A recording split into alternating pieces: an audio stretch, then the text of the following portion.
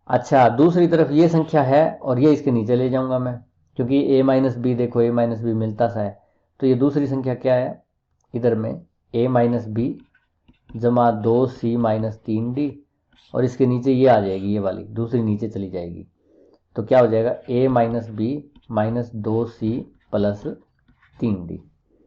ये हो गया दोस्तों। क्या किया आपने, आपके पास ऐसे था पहली गुणा में दूसरी बराबर तीसरी गुणा में चौथी। आपने कुछ नहीं करना था, आपने क्या करना था कि एक संख्या ये रखो, इसमें से ये इधर भेज दो, ये इधर भेज दो, तो ये बटा में आ जाएगी। तो क्या हो जाएगा, पहली बटा में तीसरी हो जाएगा, और उधर चौथी तो पड़ी हुई थी, दूसरी नीचे चली गई।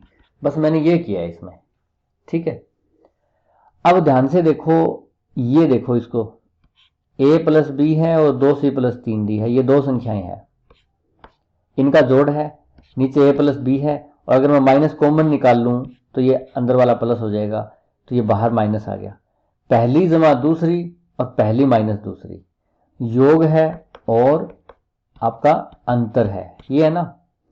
सेम इधर देखो, ये पहली संख्या है a माइनस बी, दूसरी संख्या क्या है 2c माइनस 3d। अगर माइनस में कॉमन निकालूं बाहर तो ये अंदर का निशान चेंज हो जाएगा, 2c माइनस 3d हो जाएगा, माइनस बाहर निकाल लूं तो ये देखो, ये पहली संख्या माइनस प्लस में दूसरी संख्या, ये योग है यहाँ पे, और ये पहली संख्या माइनस ये सेम है, देखो दूसरी संख्या, ये अंतर है। तो यहाँ पे क्या कर देंगे हम, कंपोनेंडो एंड डिविडेंडो, योगांतर अनुपात लगा देंगे हम। उसमें वो ये कहता था कि ऐसे पहली जमा दूसरी बटे पहली माइनस दूसरी ऐसे होना, तो ये बटा ये आ जाएगा, सिर्फ क्या आ जाएगा, a जमा बी बटा 2c जमा 3d।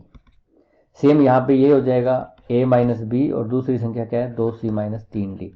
दोनों संख्याएं जो जोड़ और घटा में थी वो अनुपात में आ जाएंगी, अब वो बटे में आ जाएगी, पहली बटा दूसरी, बस बात खत्म, छोटा हो जाएगा सवाल। ये सवाल छोटा हो गया दोस्तों, पर सवाल अभी निकला नहीं है। अब एक बार फिर लगता दिख रहा है मुझे तो योगांतर अनुपात, इसको आप इधर ले आओ, ये गुणा में ऊपर नीचे भाग में चली जाएगी, और ये भाग में ये गुणा में चली जाएगी, ताकि एक जैसी हो जाए संख्याएं, a जमा बी बटा a माइनस बी, और ये ऊपर चला जाएगा 2c जमा 3d ऊपर, और नीचे 2c माइनस 3d। फिर से देखो, दो संख्याएं जोड़ में घटा में, योगांतरा, और दो संख्याएं हैं सेम, ठीक है, नीचे सेम है, देखो ऊपर वाली नीचे वाली, और ये योग और ये अंतर, योगांतर अनुपात फिर से लगा दो, क्या होता है, ये योग में और अंतर में उसको अनुपात में लिख देंगे, a बटा बी लिख देंगे, ये योग और अंतर में है ना, इसको अनुपात में लिख देंगे, योगांतरा, योग अंतर अनुपात, इसको अनुपात में लिखो, दो संख्याओं को, 2c बटा में आ जाएगा 3d, पहली ऊपर आएगी, ये ऊपर और ये नीचे। अब देखो दोस्तों, यहां तक आ गए हम, हमें निकालना क्या है, 2bc का मान निकालना है, 2bc। ये देखो, इसकी गुणा कर दो, ये इधर चला जाएगा, ये 2bc हो जाएगा, और ये इसकी तरफ चला जाएगा, तो ये हो जाएगा 3ad, ठीक है। आपने क्या किया कि b को उधर भेज दिया गुणा में, और इधर 3d इधर चला गया, एक साइड 2bc हो गया, एक साइड 3ad हो गया, तो ये बीच में बराबर का निशान है, तो ये 3ad क्या आ जाएगा, आपका आंसर आ जाएगा। ये सवाल थोड़ा सा टफ था दोस्तों, क्यों, एक तो ये बड़ी संख्या थी, इसमें बहुत बड़ी थी संख्या, दूसरा योगांतर अनुपात 2 बार लगाना पड़ा, पर स्टेप वही रहेंगे दोस्तों। क्या करना है, आपने दो संख्याएं गुणा में दी हुई है, इधर दो संख्याएं गुणा में दी हुई है, आपने क्या करना है, एक जैसी संख्या होना, जिसमें जैसे इसमें a जमा b है, इसमें a जमा b है, इसको एक तरफ कर लो, तो ये इधर ऊपर है, इधर आगे नीचे हो जाएगी, इसके नीचे ये आगे नीचे, और ये a घटा b एक जैसी लग रही है, तो इनको एक तरफ कर लो। फिर इसमें क्या था, ये योग और अंतर में थी, और ये भी योग और अंतर में थी, तो योगांतरा लगा दो, तो योग और अंतर में उसको अनुपात में लिख देते हैं, अनुपात में लिख दिया पहली बटा दूसरी, ये भी पहली बटा दूसरी। यहाँ पे फिर हमें लगा कि a जमा बी, a घटा में b एक जैसी है, तो a b वाली को एक तरफ कर दिया, और ये ऊपर चली गई c d को एक तरफ कर दिया। यहाँ फिर योग और अंतर है, यहाँ भी योग और अंतर है, तो फिर योगांतरा लगाया हमने, अनुपात में लिख दिया a बटा b बराबर 2c बटा 3d। ये 2bc हो गया, ये 3ad हो गया। 2bc का मान निकालना था, वो आपका यहाँ पे आ जाएगा। आप योगांतरा की प्रैक्टिस जरूर कर लें, काफ़ी एक जैसे सवाल आ रहे हैं। अब इस सवाल में क्या करते हैं हम, देखो दोस्तों, हमें क्या निकालना है, x का मान निकालना है हमें। x ये रहा हमारे पास, सिंपल सा तरीका होता है इक्वेशन में x का मान निकालने का, x को एक तरफ रखो, बाकी सारे को एक तरफ, यानी इस सारे को एक तरफ, x का मान आ जाएगा, ये सारा घटा में चले जाएगा। पर उससे पहले इसको सोल्व करना ज़रूरी है, क्योंकि ये बहुत बड़ी संख्या है, इतनी बड़ी संख्या है। कैसे सोल्व करोगे, पहले नीचे से लगते हैं इसमें। 3 जमा 1/4, इसके नीचे एलसीएम कुछ नहीं है तो 1 4 एलसीएम आ गया 4, और ऊपर 3 चौके 12 जमा 1 13/4। ये भिन्न भी है, फ्रैक्शन है, इसको ऐसे भी लिख सकते हो 4 3 12 और 1 13/4। तो ये आपका क्या हो जाएगा, 13/4 हो जाएगा यहाँ पे। ठीक है दोस्तों, तो अगर मैं नीचे वाले को मिटा दूं, इसको मैं मिटा देता हूँ। अच्छा ये चल नहीं रहा, कोई बात नहीं, हम इसकी जगह क्या लिख लेते हैं, 13/4 आ गया। ठीक है, अब हमारे पास क्या बच गया, ये 2 बराबर x जमा 1/1 जमा 1 ये सारा क्या बच गया, 13/4। यहाँ 13/4 आ गया। ठीक है, 1/13/4 ये पलट जाएगा ऊपर, ये भाग में है ना इसके, तो ऊपर जाए क्या हो जाएगा, गुणा में हो जाएगा। ये आ जाएगा 4 ऊपर आ जाएगा, 13 नीचे, 4/13 हो जाएगा। ये खत्म हो गया यहाँ से 4/13। अब इसका जोड़ कर दो, 13 एकम 13 और 4 17/13 हो जाएगा ये। तो ये आ जाएगा 2 बराबर x जमा 1/13 एकम 13 और 4 17/13। ठीक है दोस्तों, अब ये फिर पलट जाएगा, तो ये हो जाएगा 2 बराबर x जमा में, ये 1 के बटा में है, भाग में है, तो ऊपर जाए गुणा में जाएगा, 1 के गुणा में 13/17। तो 1 से गुणा करो ना करो 13/17 ही रहेगा ये। अब क्या करना है, आपने x का मान निकालना है, तो इसको इधर घटा में भेज दो। तो क्या आ जाएगा, 2 घटा में 13/17, प्लस का था ना, माइनस हो गया, बराबर x। इसका घटा करो, 17 दूने 34 में से 13 गए, 21/17, x बराबर 21/17। मैं ये जल्दी इसलिए करा रहा हूँ दोस्तों, मुझे पता है ये एलसीएम वाला घटा तो आप कर ही लोगे, 17 एलसीएम लेके, 17 दूने 34, 13 एकम 13। ठीक है, तो ये आपका आंसर आ जाएगा। कुछ नहीं करना था इसमें फ्रैक्शन वाले आपको जोड़ करने थे, ये जोड़ कर दिया, 13/4 आया। 1 के बटा में था तो पलट गया ये 4/13, फिर इसका जोड़ किया 17/13 आया, फिर 1 के भाग में था गुणा में गया तो पलट गया फिर 13/17, फिर ये जाके घटा दिया। ऐसे सवाल तो आते रहते हैं ये, जैसे 1/1 जमा 1/3 जमा 1/4 जमा 1/5, ऐसे चलता रहता है ये। ऐसे सवाल कई बार एग्जाम में आते हैं, इसकी प्रैक्टिस आप कर लीजिएगा। इस सवाल में क्या है दोस्तों, सेम वैसा ही सवाल है, आपको फ्रैक्शन दी हुई है लंबी चौड़ी, नीचे तक चलती जा रही है और x इसके बराबर है, x का मान आपको निकालना है। बहुत आसान है। कैसे, 1 जमा 1/4 क्या होता है, 4 एकम 4 5/4 हो गया। ये 5/4 अगर हो जाएगा तो 1 के भाग में है ये, तो अगर पलटेगा तो क्या हो जाएगा, 3 के जमा में 4/5 आ जाएगा। फिर 5 से 15 और 4 19/5 हो जाएगा। यहाँ पे 19/5 को पलटोगे तो ऊपर 5 ऊपर चला गया, 5/19 हो गया। और 5/19 है तो 19 दूने 38 और 5 43/19, यानी कि नीचे 43/19 आ जाएगा इसकी जगह। इसमें क्या है, 5 दिए 15 और 4 19/5, फिर 1 के भाग में है यहाँ पे तो पलट जाएगा, 5 ऊपर चला जाएगा, 5/19, और ये जमा में 2 है तो 19 दूने 38 और 5 43/19 ही ऊपर आ गया। जो नीचे था वो सेम ऊपर आ गया, 43/19 ही ऊपर है। ठीक है, और नीचे क्या है, 43/19, और बराबर में क्या है, x है। सेम संख्या से भाग करो तो 1 आता है कि कट गया, 1 आ गया, x का मान 1 हो जाएगा आपका। करना क्या है, नीचे से चलना है, ये ध्यान रखना दोस्तों कि यहां से आपने जोड़ करने चलना है, फिर पलटते जाओगे, एक बार जोड़ करोगे फिर ये पलट जाएगी संख्या 1 के बटा में है तो, फिर इसका जोड़ करोगे फिर ये पलट जाएगी, फिर 2 के साथ जोड़ कर दो, और ज्यादा कुछ इसमें आपने नहीं करना। तो सिंप्लीफिकेशन के कुछ हमने सवाल किए। इस एक्सरसाइज को जैसा कि बच्चे कहते थे तेज पढ़ाने की कोशिश की मैंने कि कम टाइम में ज़्यादा सवाल करवा पाऊँ। बाकी आप मुझे और सजेशन देते रहिएगा, अगर समझ में ना आए हो तो भी बताइएगा कि मैं और डिटेल में समझाऊं। तो अगर मेरी स्पीड अगर ज़्यादा ना चली गई हो तो आप बताते रहिएगा जो भी सजेशंस हैं, और हम आगे ये सवाल करते रहेंगे। ठीक है दोस्तों, फिर मिलते हैं आगे एक और मैथ की एक्सरसाइज में। धन्यवाद, जय हिंद।